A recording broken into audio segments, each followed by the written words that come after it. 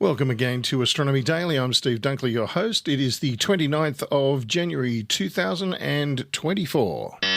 Astronomy Daily, the podcast, with your host, Steve Dunkley. Oh, that's right. It's the second last day of January. I know I keep going on about it, but we are really ripping through 2024, aren't we? And coming up in today's episode on Astronomy Daily from the Astronomy Daily newsletter, which you can get, we'll get into that a little bit later on. A couple of great stories or interesting stories that have come across our desk. They're destroying a new kind of space habitat, and we've got a video for you to look at. You can go and pop across to the Space Nuts podcast group or to YouTube and check that out. A troubled Japanese lander on the news on the moon, which you may have seen already, has been seen from moon orbit. SpaceX is preparing to launch something, and a new asteroid seen on approach was tracked, hunted, and it was found. And you might be wondering, as Andrew and Fred talked about on Space Nuts the other night, how come we're still here if it hit the Earth? Oh, that's a good question. But anyway, it's a great story, and we'll get into that, as well as the big story that everyone in astronomy and space science is talking about. Of course, it's our little friend on Mars, and we'll get into that, won't we, Hallie? Yes, it's been a long road for Ingenuity, but that last flight seemed to hop too far this time. But Hallie, isn't this one of those great stories of something that just seems to have exceeded all expectations? Like you mentioned last week with the Voyager spacecraft, Ingenuity just kept on going. Even when things went wrong, we were surprised every time. Did you get the feeling that it would just keep going? Well, I'll admit to hoping for that, Hallie. It is one of my favourite missions, and it does seem to elicit some inspiration, which is strange and weird considering it's just a machine. But we humans have a tendency to anthropomorphise machines and look for inspiration in strange places. That you do. And don't forget who it is you are talking to. Oh, right, of course. You're still my favourite AI, Hallie. Okay, let's do the news. Straight off the Astronomy Daily newsletter. Okay, let's have it, Hallie.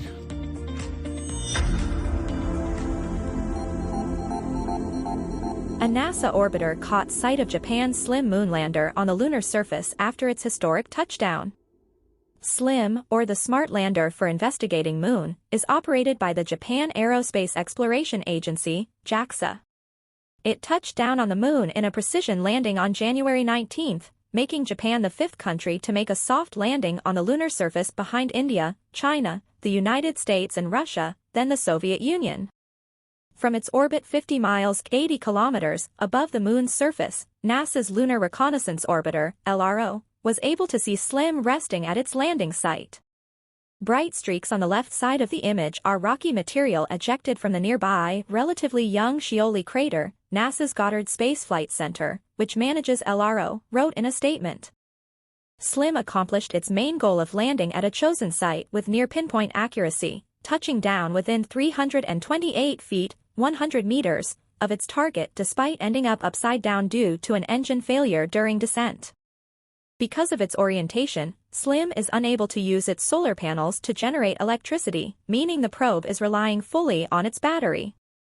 On Monday, January 21st, the lander's battery dipped to 12% capacity, triggering a power down to avoid being unable to restart for a recovery operation due to over-discharge, SLIM team members stated on X. Nevertheless, JAXA scientists are hopeful that, if sunlight shines on the lander from the lunar west, SLIM's solar panels might be able to absorb enough sunshine to generate power and recover. It's not all bad news, though. In addition to sticking its landing, SLIM was able to deploy two mini-rovers it carried to the moon, called EV-1 Lunar Excursion Vehicle 1 and LEV-2. Both are operating as planned, and the ball-like LEV-2 was even able to snap a picture of its upside-down host. SpaceX is preparing to launch a Northrop Grumman Cygnus spacecraft on its flagship Falcon 9 rocket for the first time next week. The launch of the NG-20 resupply mission is targeted for no earlier than Tuesday, January 30th at 12:07 p.m. Eastern Standard Time, 17:07 GMT. As its name implies, this is the 20th cargo flight that Northrop Grumman has sent to the International Space Station, ISS, but the first time that the company's Cygnus cargo craft has been sent to the orbital lab atop a SpaceX Falcon 9 rocket. During a pre-flight teleconference on Friday, January 26, William Gerstenmayer, Vice President of Build and Flight Reliability at SpaceX, said that the Falcon 9's payload fairing, the shell that surrounds and protects a spacecraft during ascent while atop a rocket, had to be modified to add a hatch measuring 5 feet by 4 feet, 1.5 m by 1.2 m. The hatch gives ground crews the ability to add extra late-load cargo before launch, including special treats like ice cream for the astronauts aboard the space station, Gerstenmayer said. Gerstenmayer added that the complication of addition of the hatch contributed to the decision to delay the launch one day to January 30th. That's because the area inside that hatch must be environmentally controlled, since any contamination on Cygnus's docking hardware could affect how well it berths at the ISS. So that's a pretty intense activity, Gerstenmayer said. This will be the first time we've done that. It's taken a lot of modifications on our part to get this hardware ready to go fly. Observations from amateur and professional astronomers made it possible for NASA to predict the precise time and landing location of an asteroid discovered less than 3 hours in advance. Now hunters are turning up fragments from the fall. Like an unexpected guest crashing a party, a meter-size, 3.3-foot asteroid slammed into Earth's atmosphere over Germany early on January 21, producing a spectacular fireball. What made this event even more remarkable was that the asteroid, designated 2024 BX1, had been discovered less than 3 hours before impact. Christian Sarnecki at Konkoly Observatory's Piszkesteto mountain station in Hungary first recorded the asteroid when it was still just an 18th magnitude blip in the constellation Lynx. Sarnecki reported his observations to the International Astronomical Union's Minor Planet Center, and they were then automatically posted to the Near-Earth Object Confirmation page, NEOC. Other observations began to come in. After 3 reports to the page over the next 27 minutes, NASA's Scout Hazard Assessment Impact System automatically flagged the new object as a potential impactor. Scout continually monitors NEOC and calculates an object's possible trajectory and chances of colliding with Earth. With an impact now a real possibility, the call went out for follow-up observations. European astronomers quickly swung their telescopes after the fast-moving asteroid and provided additional positions over the next hour. Just 70 minutes after Sarnecki's discovery, Scout reported a 100% probability of impact and narrowed down the fall location to 60 kilometers, 37 miles, west of Berlin, estimating an impact time of 0:33 Universal Time, January 21. Social media lit up with the news. Incredibly, those who got wind of the alert had only to walk outside at the appointed time to witness the asteroid's crackling, tumultuous end, exactly when and where Scout had predicted. As it spalled to pieces in the atmosphere, the fireball was visible from as far away as Slovakia, according to reports in the American Meteor Society's Fireball Log. Observers described the meteoroid's fragmentation, but none reported any accompanying sounds. This might have indicated that it completely disintegrated with no fragments surviving the fiery plunge. Happily, that turned out to not be true. On Thursday, January 25, after 3 days of scouring the predicted fall site west of Berlin, Polish meteorite hunters successfully recovered meteorite fragments. The asteroid, 2024 BX1, was Sarnecki's third pre-impact asteroid discovery and only the 8th time an asteroid has been found and successfully predicted to collide with Earth. Steve, this is a story I know you never wanted to happen. I know, and it's weird to get sad and cut up about a little machine on another planet, but there you go. We humans are a weird mob. You certainly are. But it's nice to know you still care. Oh, yes. Oh, what, me personally or humans in general? Just you. Oh. After nearly 3 years, NASA's Ingenuity helicopter, the first spacecraft to undertake a powered flight on another world, has ended its mission. Officials at the agency confirmed on January 25 that the history-making quadcopter has sustained damage to one of its rotor blades and is no longer capable of flying. While we knew this day was inevitable, it doesn't make it any easier, said Lori Glaze, NASA's Planetary Science Division director, during a news conference on the status of the quadcopter. Many on the Ingenuity team are already thinking back fondly on the mission's many accomplishments. For a helicopter that's overperformed the way that this has, I don't think you can really mourn it and be sad, says Havard Fayer Grip, the mission's chief pilot and an engineer at NASA's Jet Propulsion Laboratory in Pasadena, California.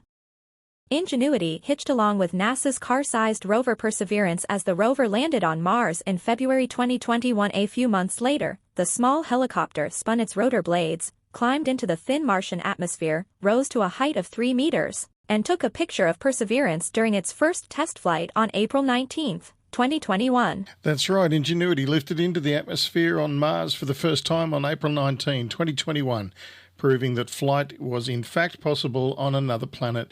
A great moment. As you know, Hallie, I'm a huge fan of that little craft, and I've been following its exploits from the start of the mission. I know, I never hear the end of it. Mars this, Ingenuity that. Jealous much, Hallie? Maybe. Well, Hallie, the flying robot vastly outperformed its initial expectations, which was to fly a handful of times over 30 days. The idea was to demonstrate flight was possible on Mars and then ground itself. Ingenuity instead undertook a total of 72 flights, travelling 14 times further than planned and logging more than 2 hours of total flight time. Now, 2 hours might not seem like a particularly great achievement for a flying machine these days, but in context, Ingenuity is an autonomous flying robot that receives instructions from its management team on a completely different planet. And believe me when I say that's a sentence I never thought I would ever say out loud that wasn't actually science fiction. Yes, everything about that is astounding when you think about it. During its travels, the helicopter did far more than fly. It became part of the science mission.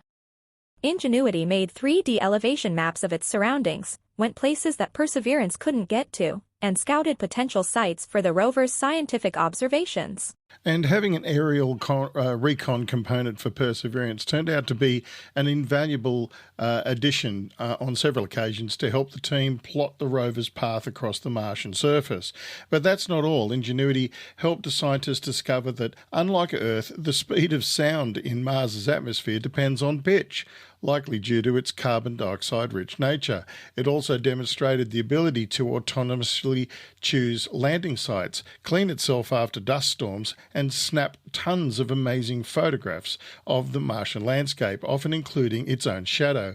During the helicopter's 70th flight in December near the rim of the Jezero crater, the robot reached an area with sandy, almost featureless terrain, posing a bit of a challenge for its autonomous navigation system, which uses features such as rocks to know where it is and how to get around.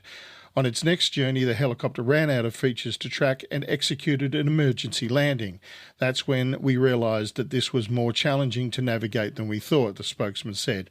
The intent for its subsequent flight was to rise a bit in the air, hover over the terrain, and get a fix on its location. Unfortunately, things didn't go as planned, and on January 19, NASA reported that the Ingenuity helicopter briefly lost communications with Perseverance rover as it was descending during its 72nd flight.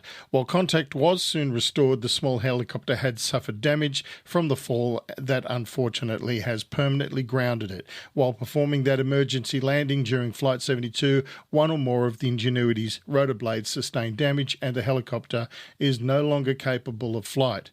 NASA posted photographs of the shadow of the rotor blade online, clearly showing the damage to the end of one of the blades.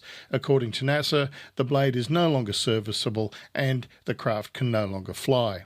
Now, Hallie, could you imagine how the team must have felt knowing that their amazing little craft was damaged and grounded?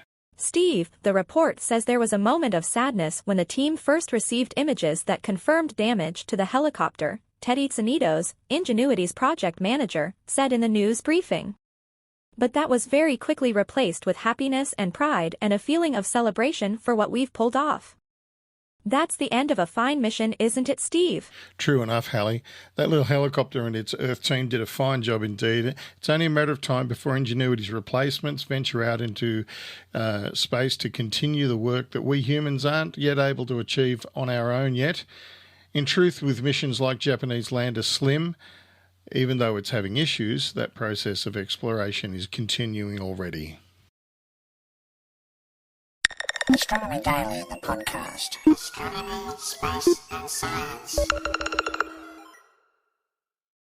Thanks for staying with us today. It's the Astronomy Daily podcast with Steve Dunkley and our fantastic digital assistant reporter extraordinaire, Hallie. And if you pop over to bitesz.com, that's bitesz.com, or spacenuts.io, and pop your email into the slot provided, you'll receive the Astronomy Daily newsletter in your email every day. You'll be well informed with all the space science and astronomy news that is fit to print. So that's where we get all our news from, and it is a fantastic cornucopia of all of those news stories. And believe me, it covers some really great territory. Everything from new spacesuits to what they're eating. And also all the new research that's going into novas and asteroids and new technology, space debris mitigation, you name it. It's all happening in the Astronomy Daily newsletter. Plus, you'll be able to get all of the back editions of our parent podcast, Space Nuts and Astronomy Daily as well. Don't forget also you can pop over to the Space Nuts podcast group Facebook page and say hello anytime you like. Now, if you head over to the Space Nuts podcast group, you'll notice that I have posted a very short video there of NASA deliberately destroying a new kind of habitat. It's an inflatable one developed by, I think, Sierra Space. I'll confirm that name in a sec. But yes, this is the way they test things. They destroy them. And you go over to the Space Nuts podcast group and have a look at that video. It'll blow your mind. We live in an age of renewed space exploration, casually known as Space Age 2.0. Don't they love their catchphrases? Unlike the previous one, this new space age, what was wrong with the old one, is characterized by interagency cooperation and collaboration between space agencies and commercial space industry, also known as, here's another one, New Space.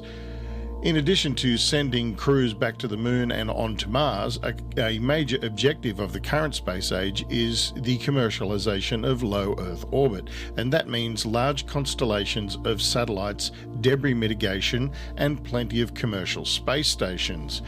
To accommodate this commercial presence in low Earth orbit, Sierra Space, there it is, has developed a large integrated flexible environment, LIFE habitat, an inflatable module that can be integrated into future space stations as part of the commercial low Earth orbit development program. NASA, Sierra Space, and ILC Dover, the Delaware-based engineering manufacturing company, recently conducted a full-scale burst test of their life habitat.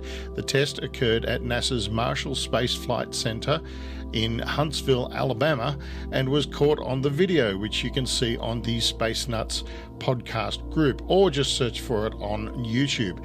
Commercial space has become one of the fastest growing businesses on Earth. In the past decade, the space economy has expanded over 60% and is currently valued at around $400 billion. This is expected to grow considerably in coming years as launch services increase, small satellites like CubeSats become more affordable, and orbital stations are built.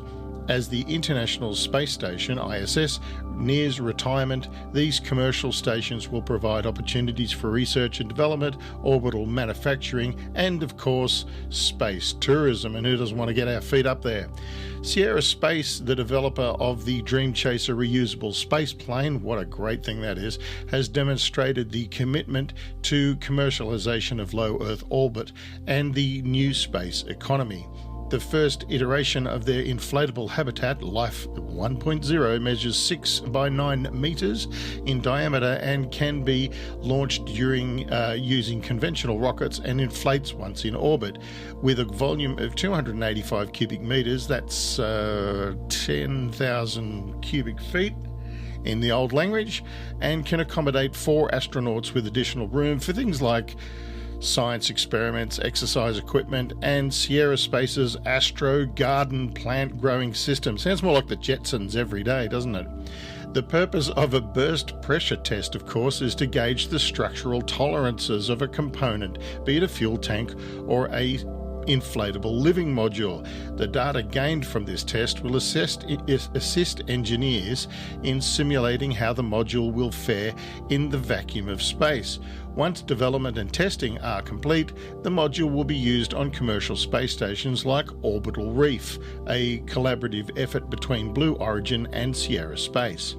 Future visions like Life 2.0 and 3.0 will offer additional volume and be able to accommodate larger crews and more science operations, and probably a cafe or two. According to their National Strategic Plan released in 2022, one of NASA's strategic goals is to develop a human spaceflight economy in collaboration with the new space industry. In 2021, as part of a commercial and low Earth orbit destinations project, NASA SpaceX agreements with 3 companies to design commercial space stations. This includes the Orbital Reef, proposed by Blue Origin and Sierra Space, the Starlab Space Station by Nanoracks LLC, Voyager Space, Lockheed Martin, and Northrop Grumman's Free Flyer Commercial Space Station. As per NASA's plan, creating a human spaceflight economy will ensure continued research and development in space while allowing NASA to focus government resources on the challenges of deep space exploration through Artemis. Another goal is to maintain the legacy of the ISS long past its retirement. And that's all there is today for the Astronomy Daily podcast. Thanks for staying with us. We'll see you again next time. Don't forget Tim Gibbs on Friday all the way from Bath in England, beautiful Somerset. And he'll have some more stories with Hallie, who will be heading over there digitally, flashing at the speed of thought. So until then, cheerio. Astronomy Daily, the podcast, with your host, Steve Dunkley.